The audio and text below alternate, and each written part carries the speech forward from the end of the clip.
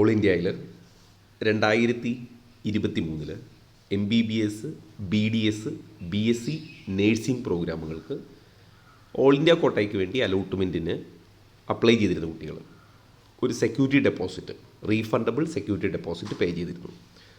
ആ refund amount നിങ്ങളുടെ അക്കൗണ്ടിലേക്ക് തിരിച്ചു വന്നിട്ടുണ്ട്. അപ്പോൾ അതുമായിട്ട് ബന്ധപ്പെട്ട വീഡിയോ ആണിത്. അപ്പോൾ ഇതിൽ 2023 കൗൺസിലിംഗ് പ്രോഗ്രാമിൽ പങ്കെടുത്ത റീഫണ്ടിന് അർഹതയുള്ള എല്ലാ കുട്ടികൾക്കും അവരുടെ റീഫണ്ട് വന്നിട്ടുണ്ട്. അതിൽ നിങ്ങൾക്ക് ആ നോട്ടിഫിക്കേഷനിൽ കാണാം 1,80,374 കുട്ടികൾക്കാണ് റീഫണ്ട് വന്നിരിക്കുന്നത്. അപ്പോൾ അതിൻ്റെ ലിസ്റ്റ് ഈ PDF-ൻ്റെ ഒപ്പമുണ്ട്. അപ്പോൾ നിങ്ങൾക്ക് ആ MCCയുടെ സൈറ്റിൽ ആ ലിസ്റ്റ് കിട്ടും. അതെടുത്ത് നോക്കിയാൽ നിങ്ങളുടെ റോൾ നമ്പർ ഉണ്ടോ എന്ന് ചെക്ക് ചെയ്യുക, എത്രയാണ് വന്നിരിക്കുന്നത് എന്നും അതിൽ കാണാം. അതിൽ ശ്രദ്ധിക്കേണ്ട കാര്യം നോക്കുക, അതിൽ എങ്ങോട്ടാണ് റീഫണ്ട് വന്നിരിക്കുന്നതെന്ന് ചോദിച്ചാൽ ടു ദ സെയിം അക്കൗണ്ട്. ഏത് അക്കൗണ്ടിൽ നിന്നാണോ നിങ്ങളന്ന് ഫീ പേ ചെയ്തത് ആ അക്കൗണ്ടിലേക്ക് തന്നെയാണ് വന്നിട്ടുണ്ടാവുക. സാധാരണ ചില കുട്ടികൾ എല്ലാവരും സ്വന്തം അക്കൗണ്ടിൽ നിന്ന് ചെയ്യണമെന്ന് അന്ന് പറഞ്ഞിരുന്നു. ചില കുട്ടികൾ മാത്രം എന്തെങ്കിലും ഒരു ടെക്നിക്കൽ ഇഷ്യൂസിൻ്റെ ഒക്കെ പേരിൽ അക്ഷയയുടെ അക്കൗണ്ടിൽ നിന്നൊക്കെയാണ്, അല്ലെങ്കിൽ അക്ഷയയിലോ കമ്പ്യൂട്ടർ സെൻ്ററിലോ ഒക്കെ പോയപ്പോൾ അവരുടെ അക്കൗണ്ടിൽ നിന്ന് പേ ചെയ്തവർക്ക് അക്ഷയയുടെ അക്കൗണ്ടിലേക്ക് തന്നെയാണ് റീഫണ്ട് വന്നിരിക്കുന്നത്. ഓക്കെ, അപ്പോൾ നിങ്ങൾ അവരെ കോൺടാക്റ്റ് ചെയ്യുക. അപ്പോൾ നമ്മൾ കൊടുക്കുന്ന അക്കൗണ്ടിലേക്കല്ല, നമ്മൾ ഏത് അക്കൗണ്ടിൽ നിന്ന് ട്രാൻസ്ഫർ ചെയ്തോ ആ അക്കൗണ്ടിലേക്ക് തന്നെയാണ് തിരിച്ചു വന്നിരിക്കുന്നത്.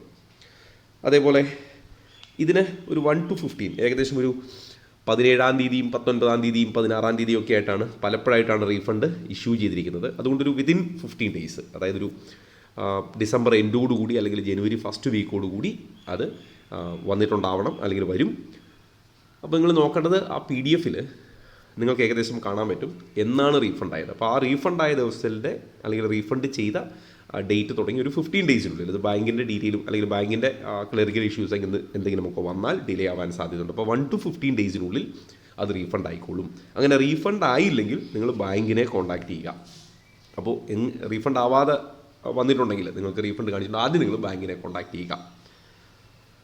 അതുപോലെ റീഫണ്ടുമായിട്ട് ബന്ധപ്പെട്ട എന്തെങ്കിലും സംശയങ്ങൾ നിങ്ങൾക്കുണ്ടെങ്കിൽ MCCയുടെ സൈറ്റിലല്ല, അല്ലെങ്കിൽ MCCക്കല്ല നിങ്ങൾ മെയിൽ ചെയ്യേണ്ടത്, ഫിനാൻഷ്യൽ കസ്റ്റോഡിയൻ എന്ന് പറയുന്ന ഒരു വിങ്ങിലേക്കാണ് നിങ്ങൾ അപ്ലൈ ചെയ്യേണ്ടത്, അല്ലെങ്കിൽ നിങ്ങളുടെ എൻക്വയറി അയക്കേണ്ടത്. അതിൻ്റെ മെയിൽ ഇവിടെ കൊടുത്തിട്ടുണ്ട്, finance@lifecareHLL.com എന്ന് പറയുന്ന സൈറ്റിലേക്ക് നിങ്ങൾ കോൺടാക്ട് ചെയ്യാം. നിങ്ങൾക്കതിൽ മെയിൽ അയക്കാം, നിങ്ങളുടെ ക്വയറീസ് അയക്കാം.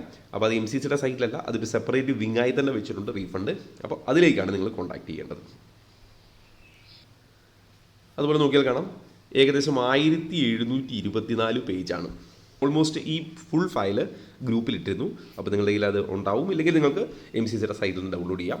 അപ്പോൾ അതിൽ നിങ്ങൾ നോക്കിയാൽ നിങ്ങളുടെ റോൾ നമ്പർ കാണാം, എത്ര റീഫണ്ട് ആയിരിക്കുന്നത് എന്ന് കാണാം.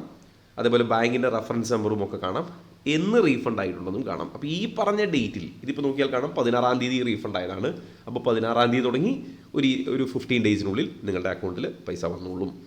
അപ്പോൾ ഇത് ഈ ബാങ്ക് ട്രാൻസാക്ഷൻ ID യും അല്ലെങ്കിൽ റെഫറൻസ് നമ്പറും ഡേറ്റും ഒക്കെ അറിയാവുന്നത് കൊണ്ട് നിങ്ങൾക്ക് പൈസ വന്നിട്ടുണ്ടെങ്കിൽ നിങ്ങൾ നിങ്ങളുടെ അക്കൗണ്ട് ചെക്ക് ചെയ്യുക. അക്ഷയയിൽ നിന്നാണെങ്കിൽ അക്ഷയയിൽ കോൺടാക്ട് ചെയ്യുക, അല്ലെങ്കിൽ ഒരു കമ്പ്യൂട്ടർ സെൻ്ററിൽ നിന്നാണെങ്കിൽ അവരെ കോൺടാക്ട് ചെയ്യുക.